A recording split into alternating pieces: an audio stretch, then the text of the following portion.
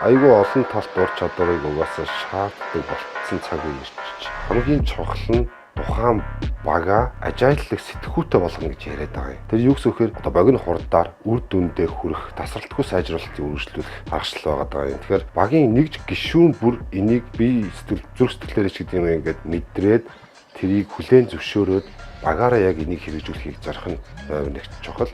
За мэдээж хувь хүнээс шаардж байгаа чухал үзүүлэлт бол скиллүүд бол мэдээж байна. Бага өдөртөн зохион байгуулах, багийнхандаа итгэх, за багийнхныгаа дэмжих.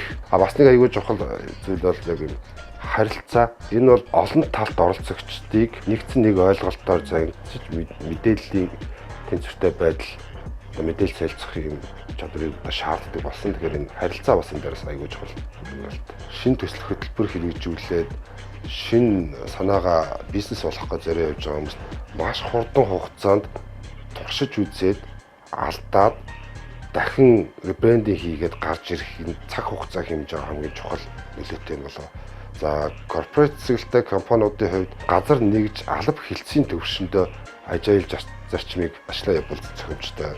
Мэдээж шинэ сорил, шинэ одоо юу гэдгийг үйлчлэгээ бүтээгдэхүүний хөгжүүлэлт рүү орох, хийж үзээгүй туршлага руу орох гэж байгаа тохиолдолд тухайн нэгж бага шууд ажил зарчмаар асар хурдан хугацаанд гүйцэтгэл гаргах ийм боломжийг тавьж өгöd ажил зарчмаар явуулвал бас их тохиромжтой байх магадлалтай.